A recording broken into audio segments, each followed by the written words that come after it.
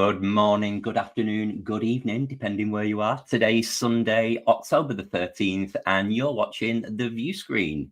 I'm your host, Kelvin, and The Viewscreen is your weekly Star Trek magazine show streaming live to YouTube with lots of guests, features, news, and lots of love for our extended Star Trek family all around the globe.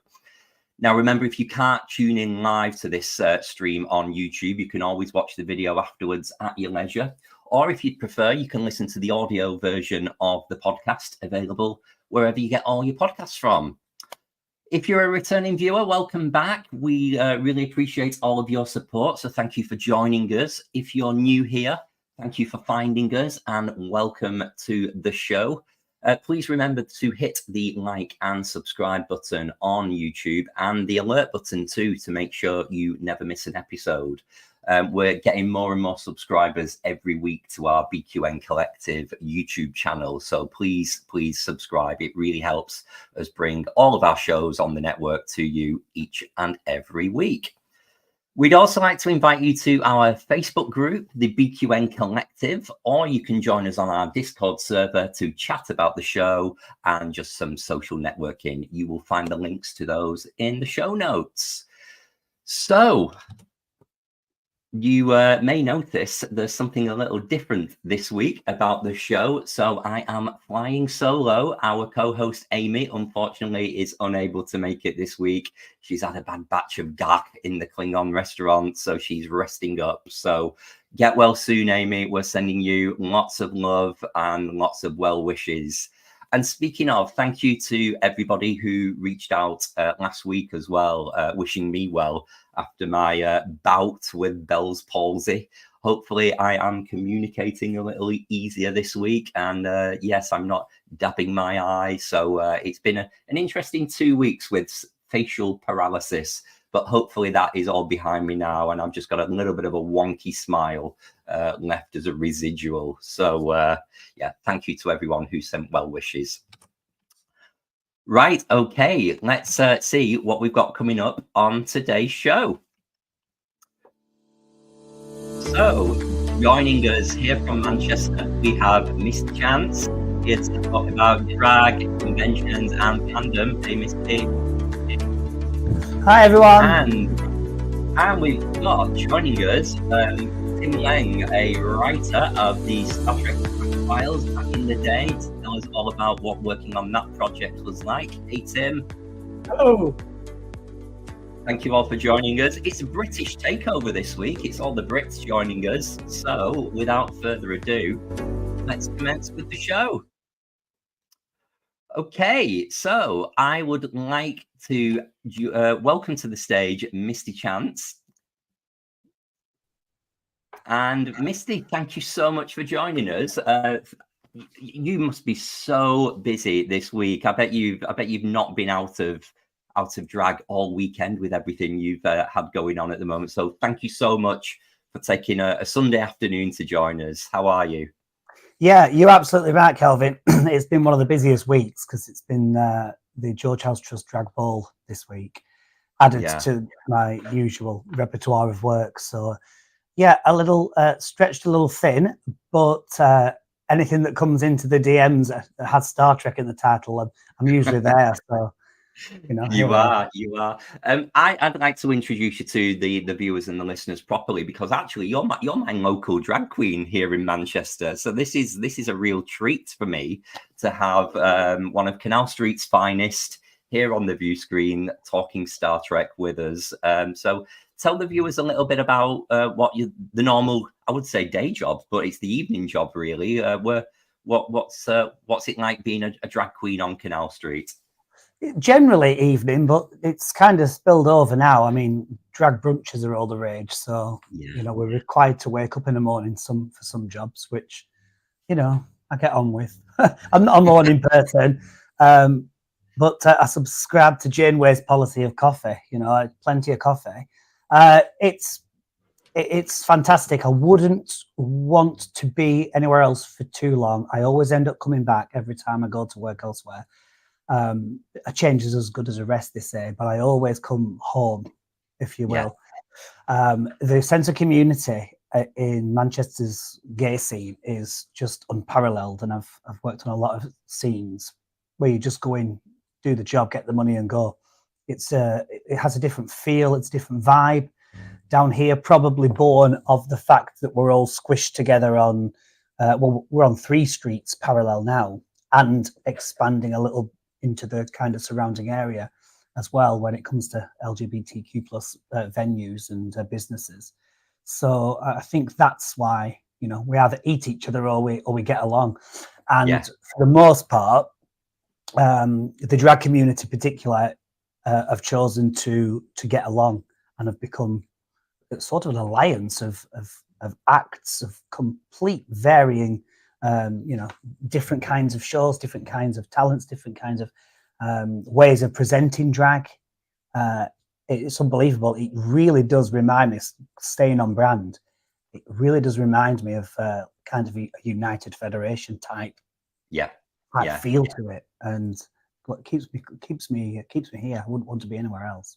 Lovely. I mean, as someone who worked in the village myself for many years, I actually worked at Vera for 10 years, would you believe, back in the noughties while I was at university. And you're right, whether it's a business connection community or just general community of patrons and people who work there, it's unparalleled. I love Manchester. It is. And don't get me wrong, there's still the odd little bits of gripes and shall we say drama.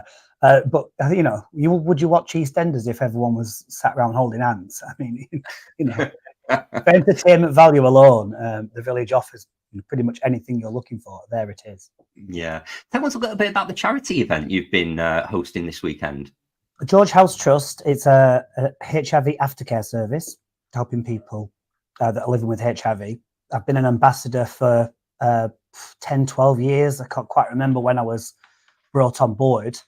They selected a few ambassadors from around the village, many of them drag queens, as it's recognised that, you know, we have a microphone in our hands and a bit of a voice, kind of like matriarchal types.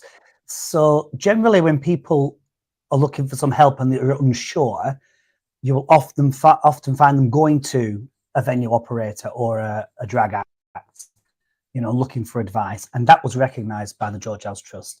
And we were put in these positions of ambassadorship, like Neelix, kind of. And that's how I became involved in it. And in 2015, the marketing manager at the time approached and said, with this idea of a drag ball, and away we went.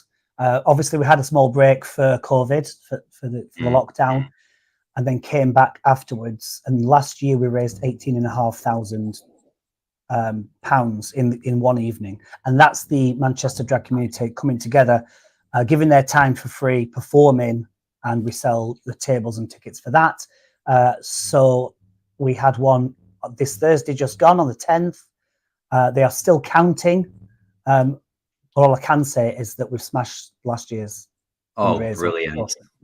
Well done you, and well done to everyone involved as well. It's just, again, one of the other hallmarks of Manchester, the fact that we're so charitable for our community projects. So well done.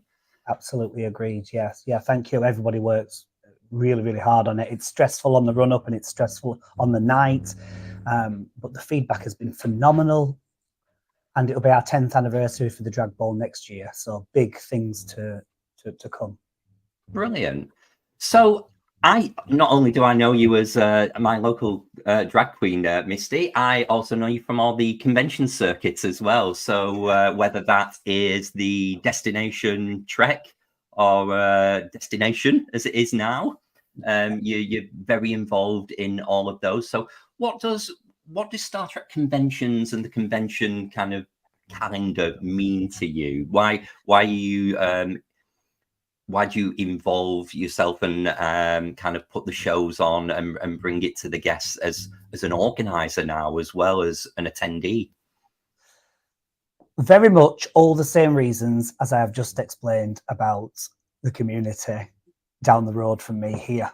It's the same vibe, but with a twist. When you can mix your sort of hobby and your pleasures with work as well, I mean, you know, you're skipping to work with a smile on your face.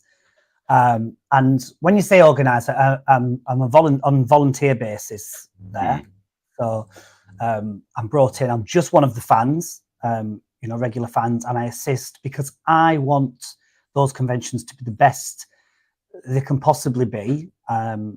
They've changed in standard, quality, in size over the years since the very first, certainly since the very first destination. Lots of stuff going on behind the scenes there, CBS and all that kind of stuff. It used to be huge. I remember the first one in 2012 was phenomenal. 5 captains, and it was just mind-blowing.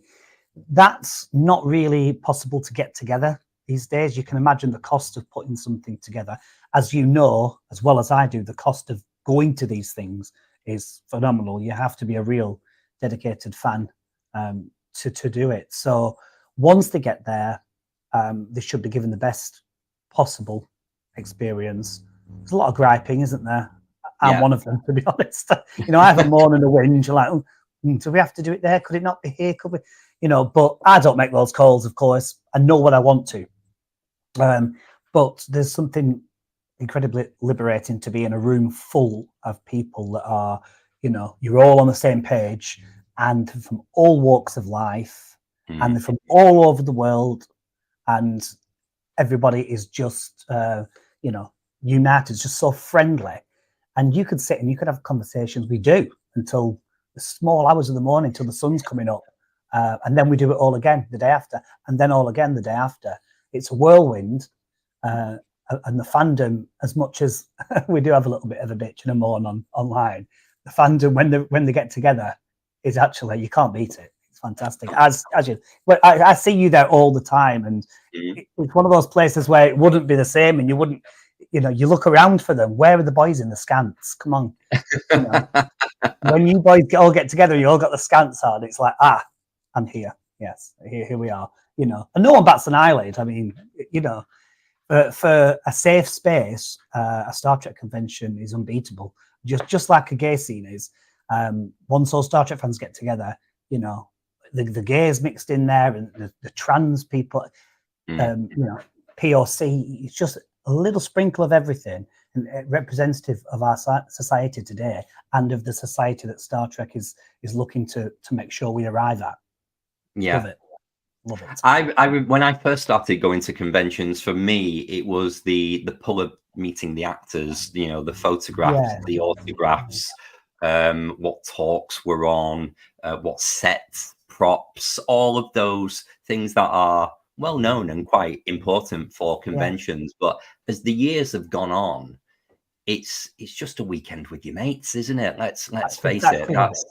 That's I think if you ask the fans, and you can often see that online, the reason for going to these things for the most part is a social side of it, where you only see these people maybe once a year, but you catch up, we have a catch up, we all see each other's lives online, so you kind of don't feel like you lose touch with them anyway, and then you see them and you're, what costume have you got this year? And it's kind of like that. And once you've been to a convention, on this convention circuit for so many years, you've met most of the actors, you've seen them all, you've seen the props, you've done all that, you've bought most of the merch and whatever. So yeah, same as you. Primarily, it's to hang out with all you guys.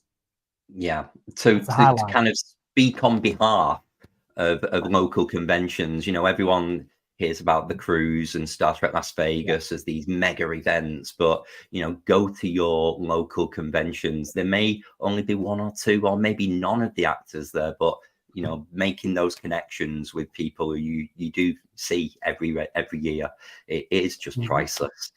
It is. So, well, speaking of conventions, you recently had the opportunity to head over to America and be involved in the DNI Con. Was it last year now, or was that this year? I'm losing track of what year we're in. It's this year. I don't know. Things have gone so fast this year. We're winter already. I can't believe. I think it was this year. It was in like May or something, wasn't it? Tell us a little bit about that, and what was your involvement? What did you do? So it was. They've asked previously. Dan Devey has asked previously, and I met him at the Vegas convention probably 2016, I think it was. And they were doing the Gays in Space after party. And they had Nana Visitor going along as a guest. And I was dressed as her in the convention. And he came up and invited me to make sure that I was aware that this LGBTQ plus party was going on and that Nana was going to be there. Would you like to? I was already in the taxi, you know. So that was the first time. And then, you know, we vicariously stay in touch, the odd tweet and things like that. And they do this Trek feud thing. And I've been invited on that a few times. The time difference doesn't always work out, you know, for us over here. Yeah. So never managed to get it together. But he was very keen on getting me on to one where Nana was going to be there again. And I really needed to do that. And I just couldn't get out, not to get out of my gig, but, you know, out of a sense of obligation. I didn't want to cancel a gig to do it. So I didn't, but I also didn't want him to think that I was fobbing him off or, you know, making excuses. So I said, if anything in the future, enough notice, then I'll be there. And then I got a message saying, you won't believe who we've got, but keep it to yourself. What would you think about performing a Janeway number for Kate Mulgrew? You know, and I'm there on Skyscanner booking my flight. Like, yeah, maybe. So, you know, so that's how it happened. And I just, you know, I actually went to Cyprus for a few weeks to actually sit and work on it, because what is a Janeway number? Yeah. Was that the brief? Was that all you got? The brief was what they wanted was drag queens to play each famous role that Kate had played in the past.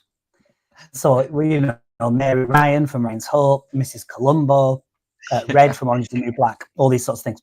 Now finding 5 drag queens to get together and to get something done is a bit of a feat in itself.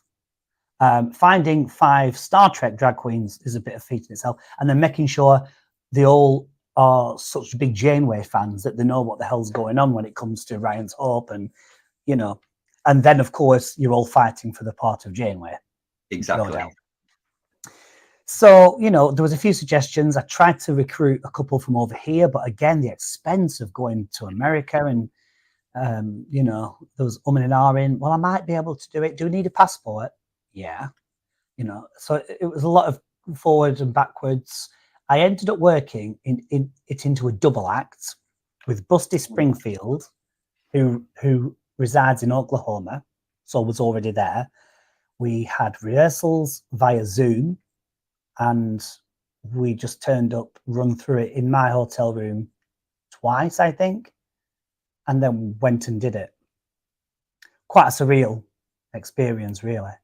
Yeah. Because again, I didn't know too much information about, you know, were we warming up the Janeway crowd and then she was getting fetched in? I didn't know that she was going to be sat on the front row, literally staring up at us. And then completely wasn't expecting, once we'd finished the number, which wasn't without its hiccups, I'll be completely honest. You know, I had problems with sound echoing around the room, and the quick change area was about 8 miles away down the corridor. So nice. not as quick as I would have liked. But, you know, I've been doing this a few years. You just get on with it and you can work with what you've got. And yeah, we finished the number and she got up on stage to do her talk and asked them to fetch some more chairs up, sat us down and kept us on there and interviewed us. Amazing. I think we might have some pictures actually, David. If we can just get the slides up and just show. So, I just put that on for a bit of promotion, publicity. There's you as my local queen. But if we just go ahead to the next slide, please, David. There you are with the lady herself. Look at that. It's very nice of her to give you the center command chair there. Yeah, yeah, very humbling. You can see her, like, I'm clinging onto the side of the chair, like, oh my God, what do I say? Look, but as you can see, Janeway is just so instilled in me. That's the Janeway pose. She sits down, crosses that leg over, and rests her wrists on the sides. Yeah, so that must have just been a natural reaction. And she's doing the same. And what did she say about the show? I assume she came to you afterwards and had some. Well, she did, and she was saying how wonderful it was and fantastic, and she was surprised that we put Hepburn in there, which I ended up with that role, being the older queen. So she kind of did, but I'm not that naive, and I thought, well, what's she going to turn around and say? Well, that was a lot of crap. She's kind of obligated to say how wonderful, and that was that. And I thought, well, she's going to have to say that, but hopefully, she did enjoy and see the effort that went in and the research. I mean, I had to sit down and watch all those shows, and some I got really, really into as well. It was afterwards when I was in the signing room, and a fella come up to me and said, Kate thought your performance was spectacular. And I thought, well, how would you know, really? And he went, I'm Kate's husband, by the way. Oh, wow. So I thought, well, if she said that to him, she's no reason to lie to him. So I guess I believed that we got away with it. Not got away with it, but I mean, I didn't know whether the material was going to land, if she would like it. I thought we got through it. I'm too self-critical as it is, and I thought I missed a line there, and I missed that step there, and could they hear what I was saying? But she liked it, and she sent her agent over later and said, anything you want from Kate's table, she would like to give it to you for free. So I went, and she gave me a copy of her new book and signed that. And where is it? She did this for me as well. Nice. Which is adorable. Keep meaning to take that to my dressing room for a bit of inspiration and put that on the wall. So that's why she's perched on there. So I believe it landed, and I'm very pleased. I'm so glad I did it. She's a wonderful actress and a wonderful person. I think this is the third time I've met her. And I will continue to go to wherever she might be and see her. She's wonderful. How lovely! How amazing! I mean, just both of those images. I'm struck by the one on the right, where you're almost sat in the in the command chairs there. Just what a treat to get to share that stage with Kate. Amazing.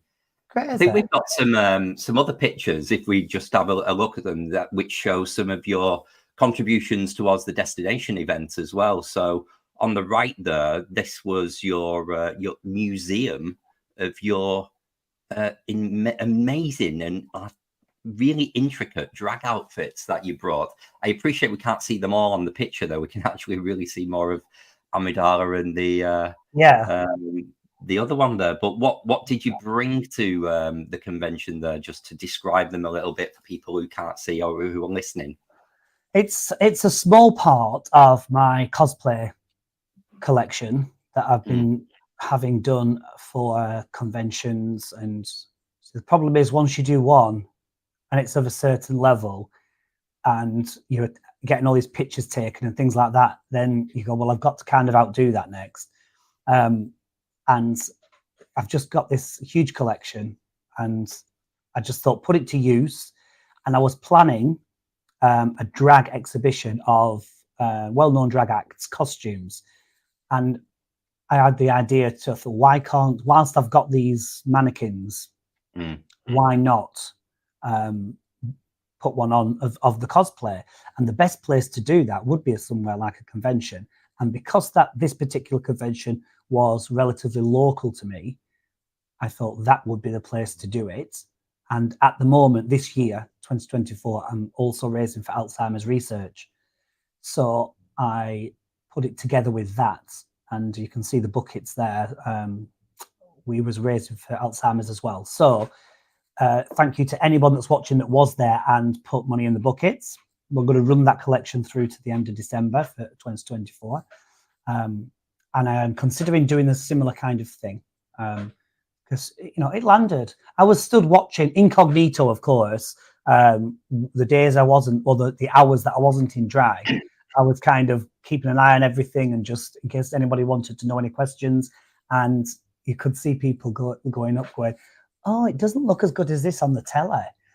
And they were clearly thinking that some of these were off the TV, despite information boards being next to the thing. So, you know, kudos to my costume maker and, you know.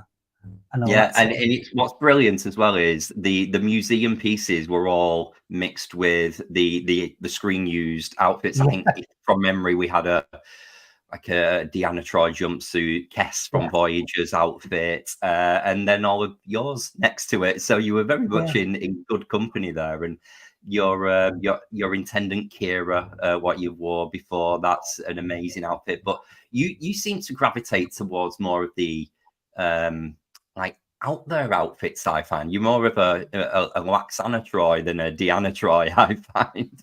Yeah, well, the reason for that is because, like, it is drag at the end of the day. I am drag. And every outfit that I do is, and I always say this to my wig stylist as well, when I take a wig of, it might be Kira or whoever, I always say add 15% to that. Because that to me would make it more drag, you know. And so some of them are a little bit bigger, a bit more flamboyant, a little bit of artistic license taken. They're not all screen accurate type stuff, but it has to be a mixture of creativity and someone looks at it and goes, I know what that is. That's such and such. I have to say though, I'm fast running out of ideas. We have some fantastic women in Star Trek, and of course Nana Visitor has just written that book, which Women of Star Trek, which I have on order from Amazon, so hopefully that'll be here soon. I'm looking for my next kind of creation. I've covered in foam pieces here as I'm building at the moment the carousel headdress from Beetlejuice that goes around, you know, with the little things for Halloween. Wow. So that's my next. Well, if anyone's got any suggestions, drop them in the chat. What do you want to see Misty wear at Destination or the next convention that she's attending? I think we might have one more picture there, actually, just as a bit of a shameful plug. We couldn't help but get our picture taken with you in our scan. So there's a bit of love there to Joe and you and our friends from Scotland. That's myself and my partner, James. And that was your Christina Chong outfit, wasn't it? Was it the Elysian Kingdom? Elysian Kingdom, Strange New Worlds. What a stroke of absolute luck. I think Elysian Kingdom was one of the themes for the parties. Yeah. What a stroke of luck that at the last minute, Christina Chong was signed up to do the convention and that she brought her dog, Princess Ewok. Is that what it's called? It's on Instagram. The dog's on Instagram. So we had pictures with Christina and the dog, and I had a picture holding the real dog, and the dog had a picture with my fake dog. And welcome to Star Trek conventions. Absolutely brilliant. I think that's the last of the slides there, so we can take those down. Thank you. Let's bring Tim in and see what he's got to say. Hi, Tim. Hello. Tim, you're no stranger to joining in at conventions as well. Randomly, I think you two have actually been on a panel together at Destination. Yeah. So where do you get involved in the convention scene? How do you see the kind of the smaller UK conventions as being important and worthwhile? Well, I mean, to be honest, I've not really been to too many of the smaller ones. I think last year's one in Birmingham was probably the first smaller one I've been to. But as Misty said, kind of essential because it got to that point where they were so massive and, you know, they were taking over the NEC and things like that. And where do you go from that? There's kind of, you can only go so big before things kind of need to get smaller. And I think, you know, like a small weekend one with, as Misty said, a couple of the actors, maybe not even a couple of the actors, maybe just, you know, someone who worked on the show behind the scenes, can be every bit as fun and worthwhile. Brilliant. Lovely. Right. Misty, thank you so much for joining us. Please stay around because we've got more coming, but it's been fascinating hearing about all of your convention, your drag and your attitude to the fandom of Star Trek. Thank you so much. Thank you very much. Pleasure. Nice to see you again, Tim. Hopefully we'll see each other at a convention coming up. When you say stick around, are you saying I can't go and get out of this now because this is my first property and I'm going for a Ractigino? You can have a Ractigino, but please keep the wig on. No problem. Matt Harker has been to DNI-Con, and he said he was present for that performance for Janeway, and it was spectacular. So thank you for getting in touch, Matt. Thank you, Matt. Lovely, guys. You may as well stay on screen. Actually, let's break with tradition. And sorry to throw it out there, David, but let's go straight to the news segment, and then we can share Misty and Tim's views on the news as we get it in.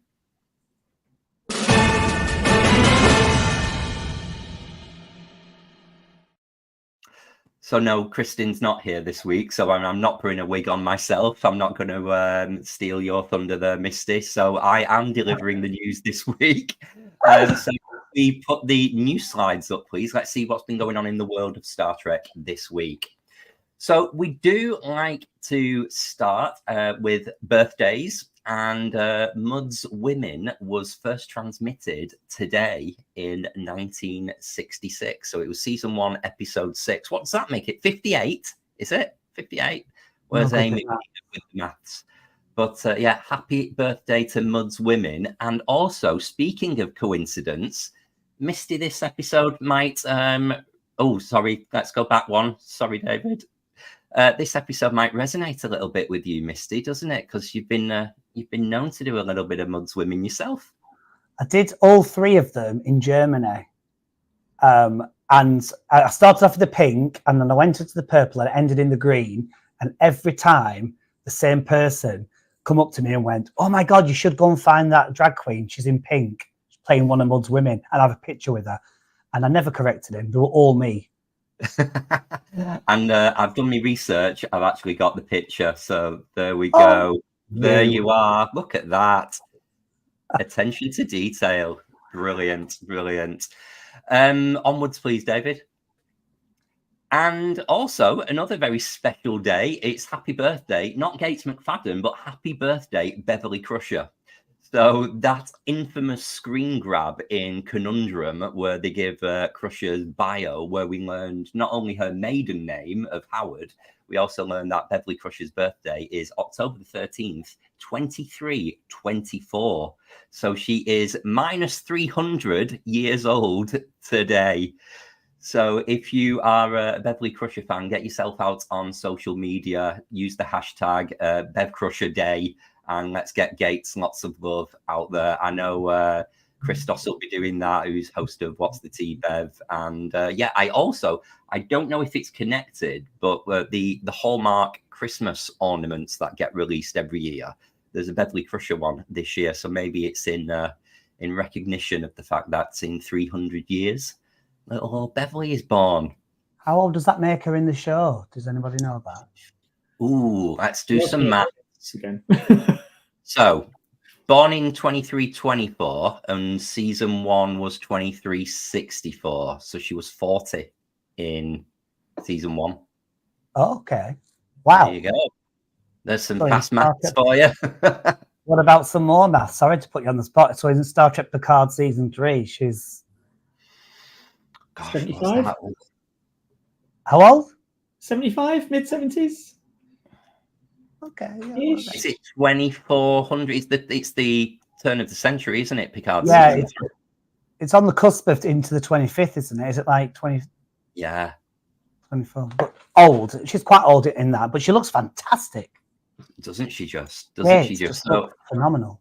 Yeah. So happy birthday, Bev. Well done, Gates. We've had a lot of Beverly Crusher over the last 12 months, and I'm certainly here for it, whether it was the Prodigy scene, whether it was Picard season 3, or even just the cameo in Lower Decks, in Prodigy in on the bridge scene that she did, the first comeback. So yeah, amazing stuff. What else have we got in the news? Okay, so probably a little bit too far for us on the call here, but next year, around March, Universal have designated that Star Trek is going to be the theme of one of its Fan Fest nights. I don't actually know what these things. I thought there was something to do with Halloween, in fairness, but they've designated the next one Star Trek, and they are bringing the Enterprise D bridge set that they used for Picard season 3, and people will get to go on the bridge. So I imagine there's going to be a lot of very, very nervous technicians there. Did you guys ever go on them rather ropey sets that we've used at our conventions that were kind of held together with duct tape and gaffer tape? Some people were a little bit rough with those sets, weren't they? Do you remember years ago there was one in Hyde Park about the early noughties, mid noughties, something like that. It's just after Nemesis. That had a fairly good replica Enterprise bridge. Wow. Of which Enterprise D? Yeah, TNG. Yeah, it was in a massive tent on the side of Hyde Park. Oh, I don't think I remember. I don't remember that. So when was that? Was it around the 2012 convention? No. It was just after Nemesis came out. It was around 2002, 2003. Oh, 2002, right. Yeah, long time Amazing. So, yeah, if you want to go and admire the carpet, like old Picard himself, get yourself over to Universal in March next year and you can sit in the big chair. Good stuff. What else have we got? Okay, so maybe I should have put a red alert noise on as a spoiler here, but there was the final promo. Oh, there you go. Thanks. We had the final promo for Lower Decks, which starts in a couple of weeks. And the big reveal in this advert was the fact that Garrett Wang, as Harry Kim, makes his return to Star Trek in an episode of Lower Decks. So we don't know what it means. Any ideas? What do you think's going on in this picture, Mister? I can't quite see because the screen's quite far away, but is everybody an ensign? Everybody's Harry Kim, that's for sure. So it might be. I guess that's the gag, isn't it? That because I think one of the lines in the thing is that, again, spoilers, that I can't believe you're still an ensign. He says to one of the others. So that's the gag, isn't it? That's going to be the running gag that I have not been promoted yet. Yeah. What do you think? What do you think's going to be going on, Tim? I don't even want to hazard a guess. Lower Decks always throws us a curveball. All I can say is that we should probably start campaigning for a spin-off where every character is Harry Kim. I'm sure Garrett will enjoy that voice work. He'll get paid a fortune if he's doing all of them. Brilliant. And finally, what have we got?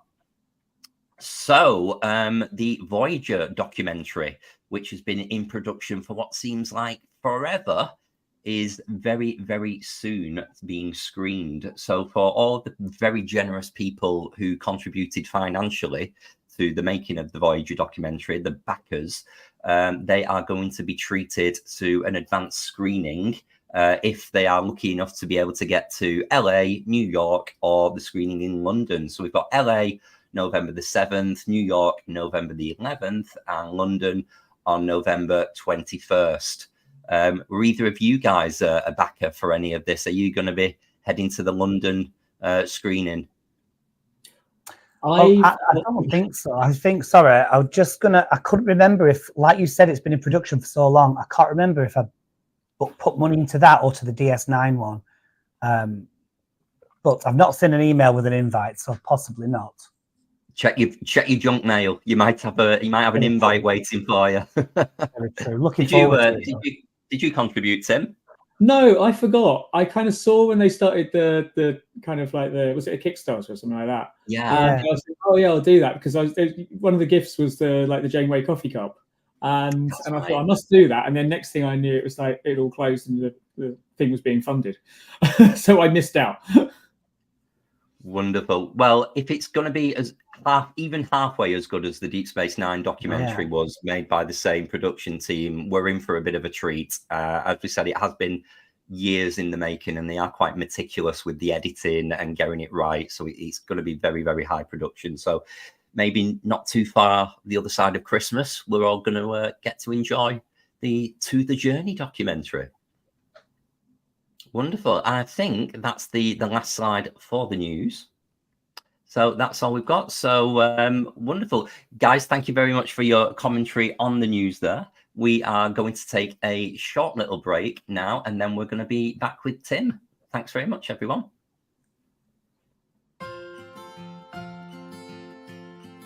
What shows are on BQN, you ask? Well, here's a rundown of some podcasts you might be interested in. All Good Things, a Star Trek Universe podcast covering all of Trek, hosted by Amy, Mark, Christos, Kelvin, and Kristen.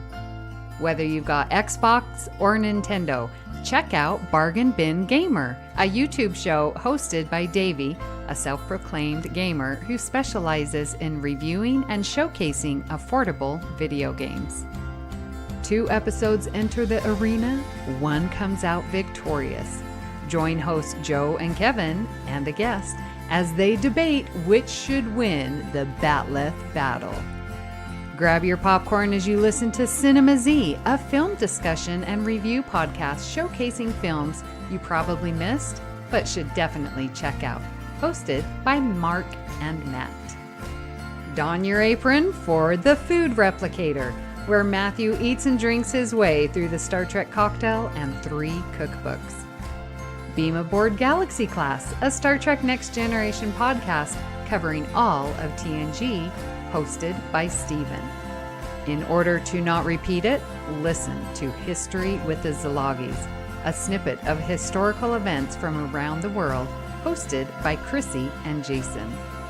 For the newest Trek coverage, check out Infinite Diversity, hosted by Chrissy and Thad.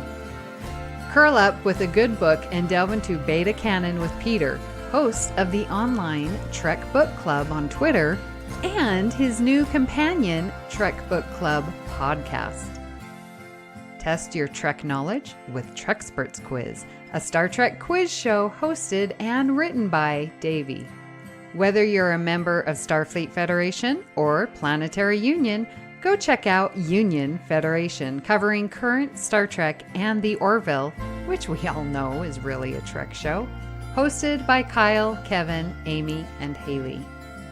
Head over to YouTube and watch the Viewscreen live on Sundays, your Trek-inspired talk show hosted by Kelvin and Amy, with Season 2 starting in September for a 10-week run. Spill the tea with Christos while he discusses current Trek news and events and explores the world of fandom via guest interviews, all with a LGBTQIA+ perspective on What's the Tea Bab. And for our Patreon members, we have the Hive Mind with monthly script readings, Let's Fly, a Discovery reaction show, It's Green, a cornucopia of topics, Amy's Math Moments, a quick look at math moments in Star Trek. We know you have a choice of podcasts to choose from, and we thank you for listening to BQN. Assimilate the audio. Welcome back, everyone. I'm all over the place today, so apologies to David. I'm not really following an outline. I'm just going crazy with it all. So let us welcome back Tim, our final guest for today. And Tim, I know you from the convention circuit. I've seen you around. I follow you on social media. But I was very keen to invite you onto the Viewscreen today to talk about your writing credits, really, and your involvement with what is one of my pride and joys of my youth, the Star Trek fact files.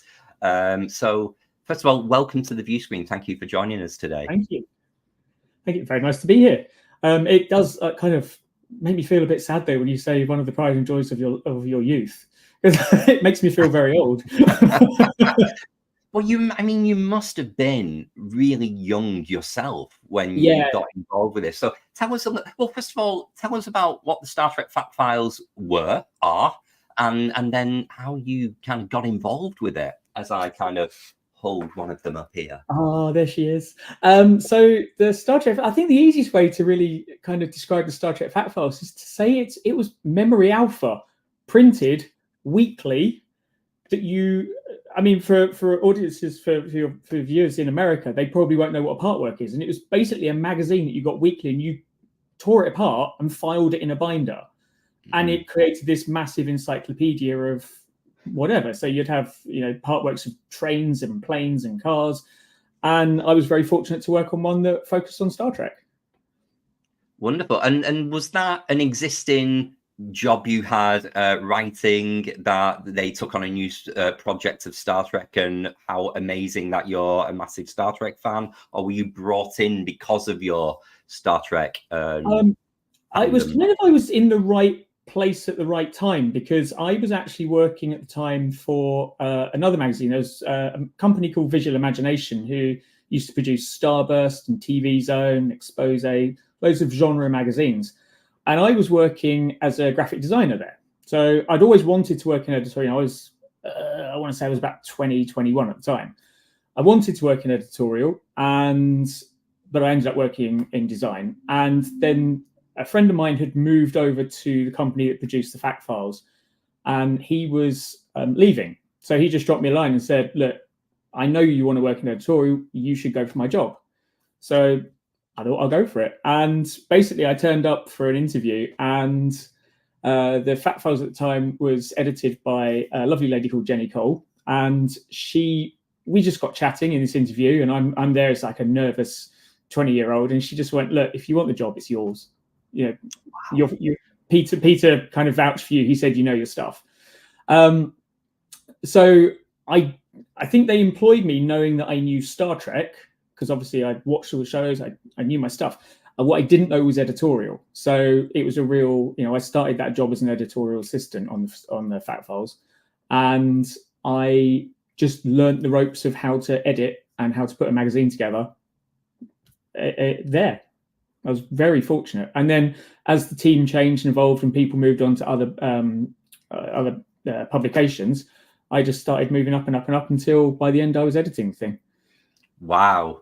So let's time check this. So because I remember a point in time for me, I was at high school when it started, but it was still going on when I was at university, because I remember my local newsagents would get them in every week. And then I'd come home to visit my parents, and there'd be like 10 that I'd need to file away, which was quite the admin task. So what year did it start? Was it like 98? I want to say it was 97, but I could be wrong. I remember buying the first issue, and kind of in my head, I was thinking, I know how these part works work. You start and you never know when they're going to finish. So I was like, I'm not buying it. I'm not going to stick, because this is going to be a long commitment. And then I joined in 99. So it was already at that point about 120 odd issues in.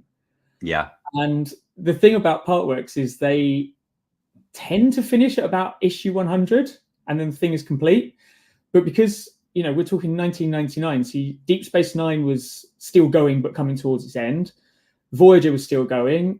The films were still being made. There was a lot of Star Trek in the late 90s. So in my interview, the one question I didn't ask was, how long is this going to run for? Because I could have joined, and what happens when it finishes? Do I get sent on my merry way? So, I joined, and then I think I became editor around issue, let's say 200, and we ran for another 100 issues or so.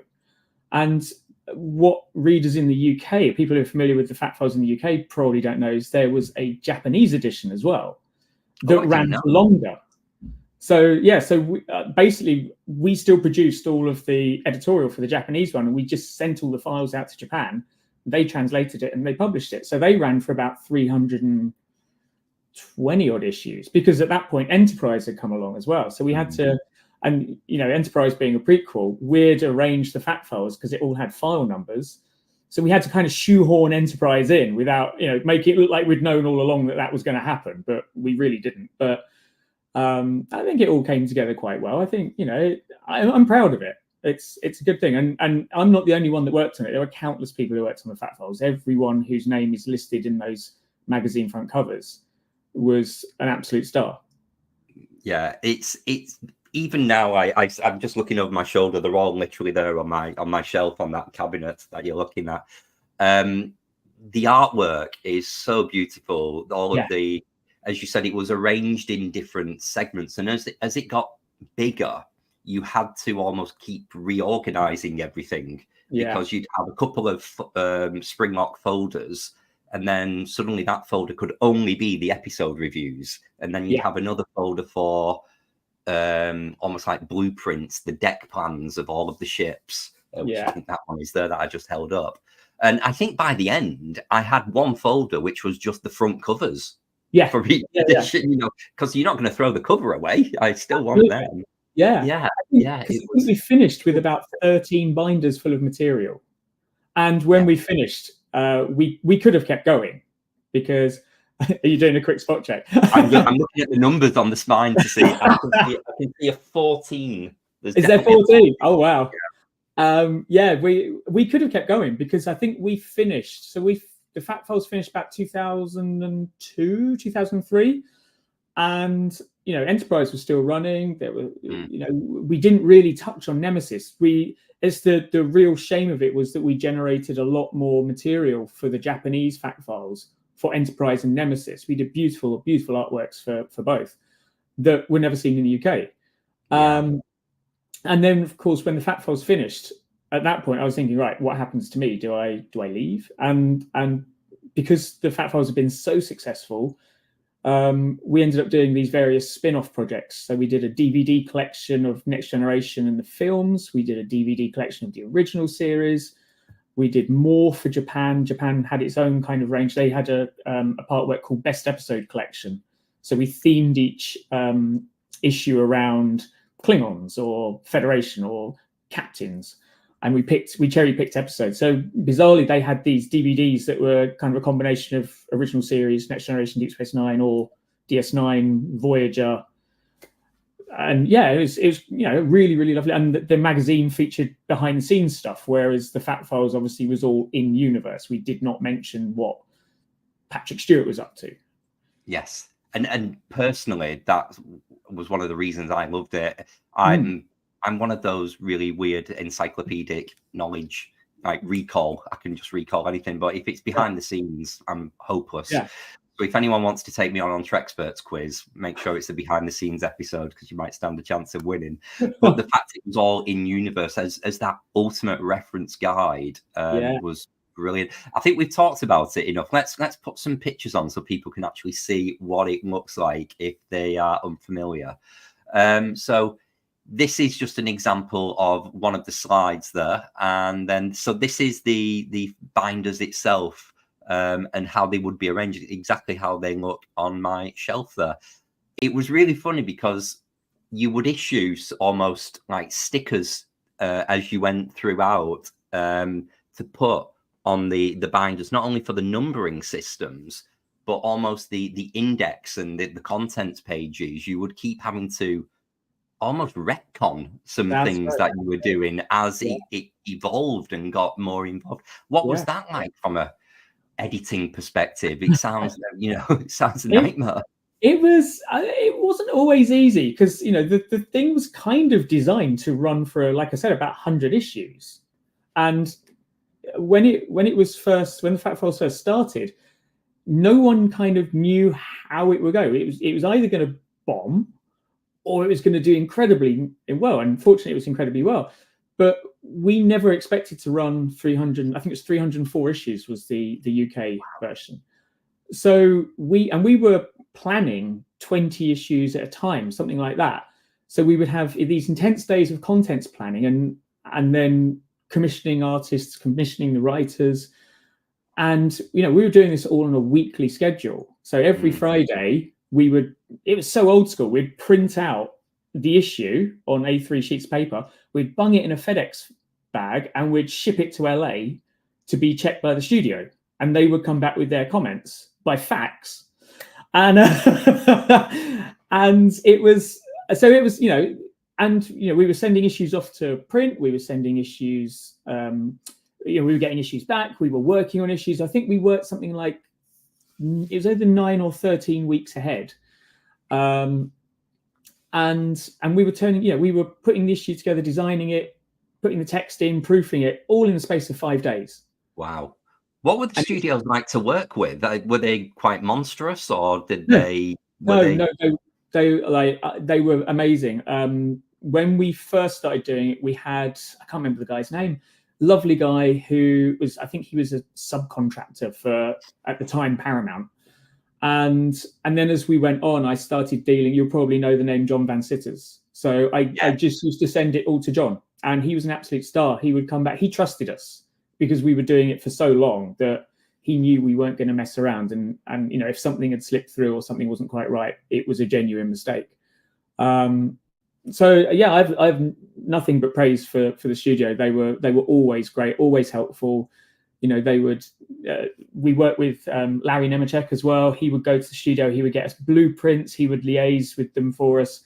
So by the time I started like editing the fact files, it was a very well-oiled machine. It's, you know, everyone was working really well, and although those schedules were intense, they weren't unbearable unless everyone decided they wanted a week off. Let's have a look at some of the example artwork. If we just have a look at the next slide, please. So these are the kind of the cover shots there. Obviously, there's the original, and wow, 304. That must be one of the last late ones. That was the last issue for the UK.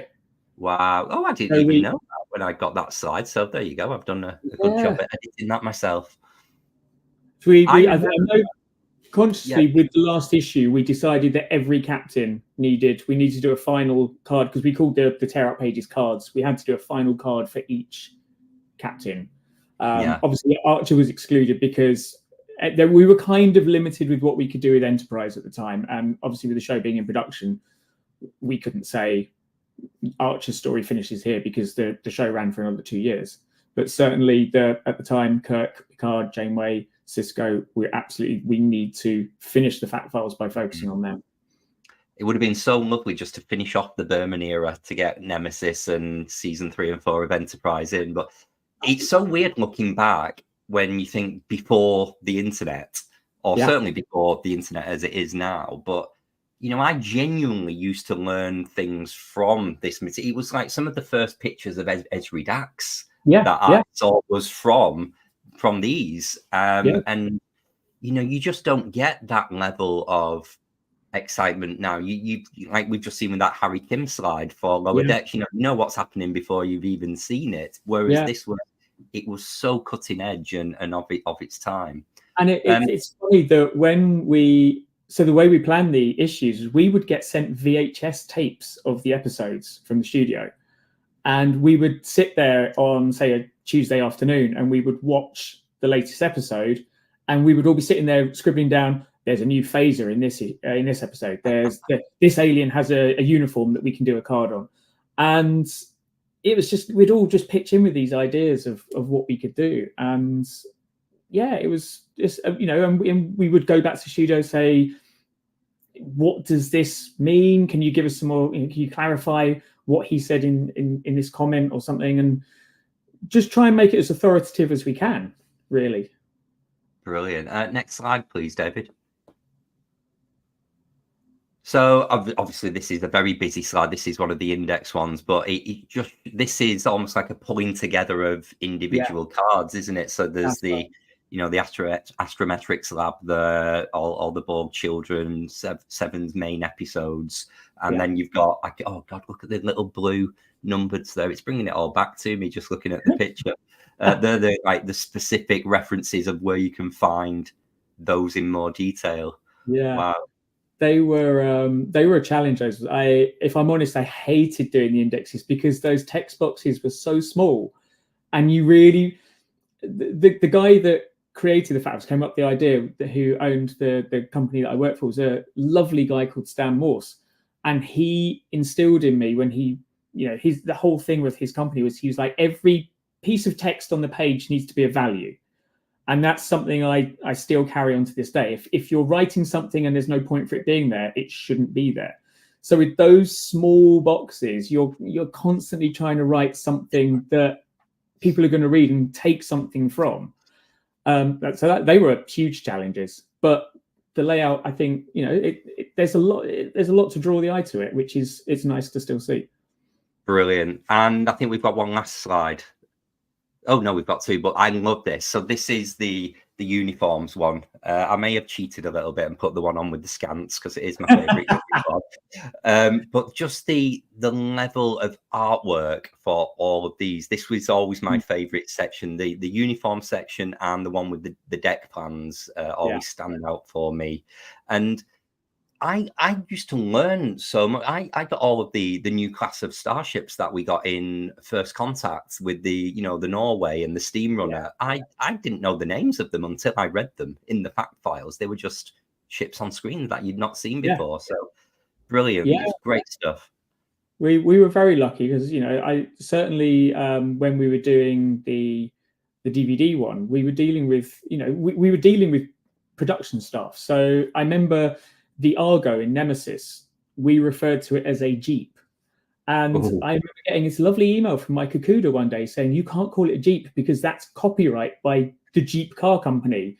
It's a off-road vehicle. And it's just little comments like that. You just kind of go, I thought of Jeep as a colloquialism. And he was like, no, it needs to be this. And that's great because, we were dealing with the source of this material. We were very lucky with, the production staff could have turned around and said, do you know what, you're just a little magazine in the UK. We'll just get on with it.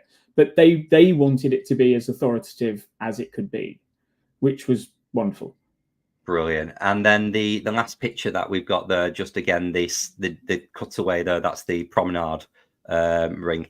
I used to use these when certain computer games used to allow you to like build levels like Quake, them kind of first-person shoot-'em-ups. I remember building pretty much the entire Enterprise D that I could run around and shoot things on Quake using this as reference material. And then Voyager Elite Force came out a few years later and kind of made mine look rubbish. But yeah, it's a very, very happy time in my life. Let's bring Misty in, see what she thinks about this. Misty, do you remember these? Did you get them? Oh, are you on mute?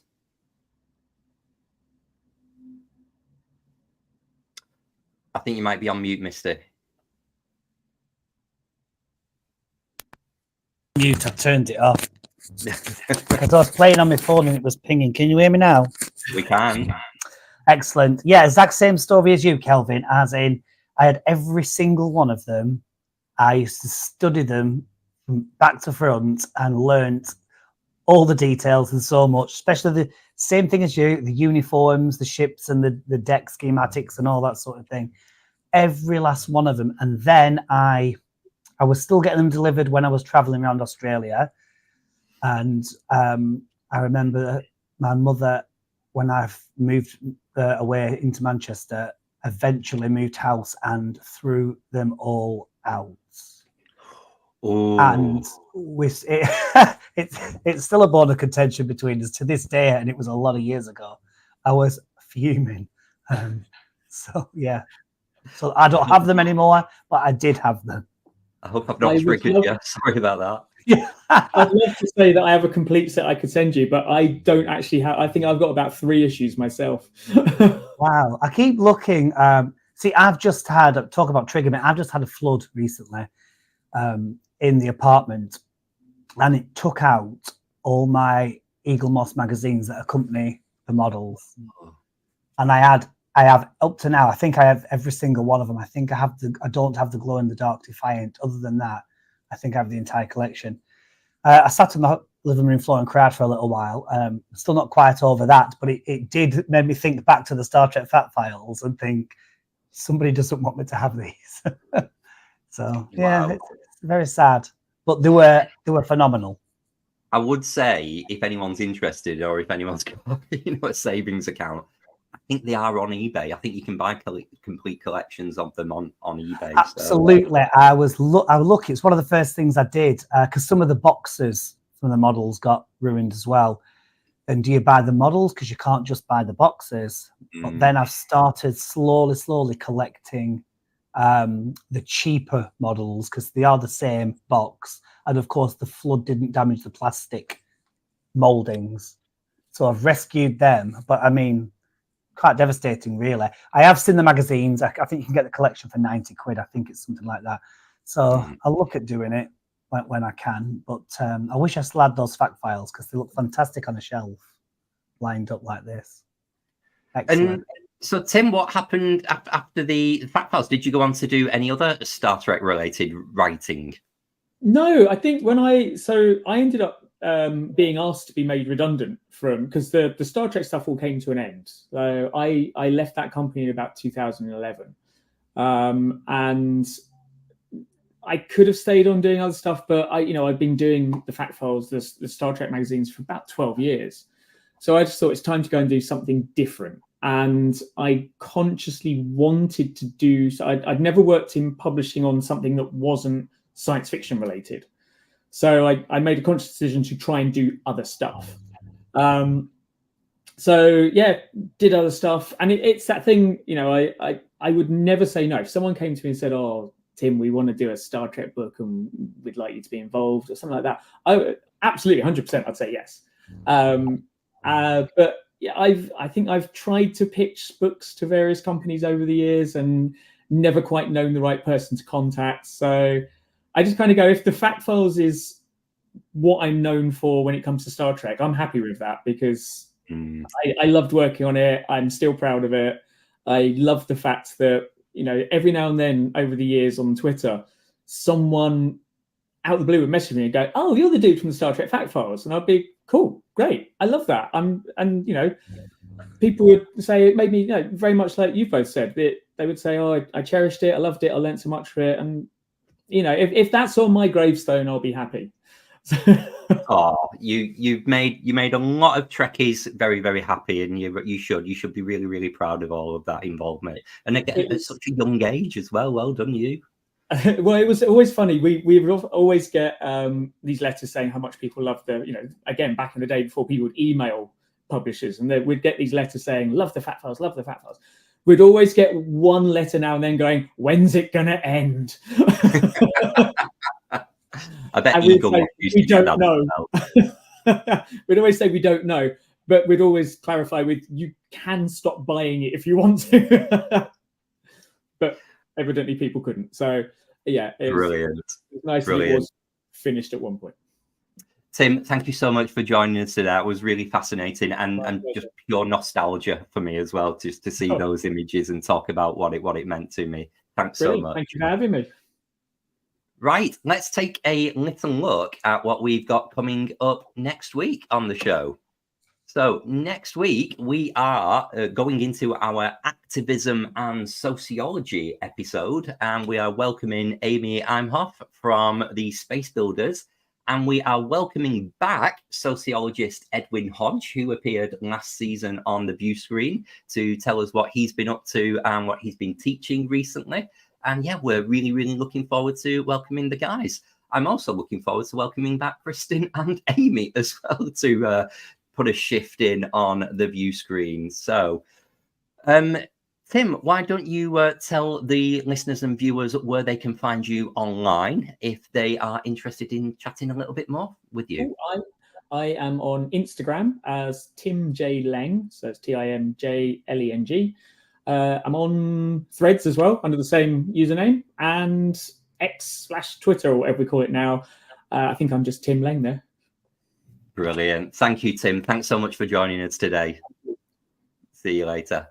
And Misty, well, people can pave the streets of Manchester and find you no problem, but where can people find you on the interweb? At the Misty Show is my usual social media handle, apart from Instagram, because a Cocker Spaniel in Middle America has my name for some reason. And that is the Misty Chance Show. So the full Sunday name for Instagram, but the Misty Show generally will kick up all my stuff and where I'm doing and my gigs and things like that. So brilliant. Yeah. Thank you so much for joining us today. You can go and set your face off now and have a cup of tea. Oh, God for that. More like a brandy, but anyway. Thank you, Kelvin. Thank you, see you later. Bye-bye. We would love to hear what you thought of today's show, and we hope you'll join us, our Facebook group, the BQN Collective, or the newly formed Discord, to continue the discussion there. You can find all of the details for that in the show notes. A massive thank you to our Patreon members who contribute to the ongoing support of the network and bringing all of our shows to you each and every week. If you would like to donate, please go to patreon.com/BQN. And if you isn't your thing, don't worry. You can still help contribute towards the work sharing our posts, on them, talking about us with your friends, and driving their attention towards us. Thank you so much. Thanks to all of our guests. Thanks to everybody who joined us online in the chat, and for everyone who's rewatching or re-listening. But for now, that's all we've got time for. It's time to end transmission. Have a great week. See you later.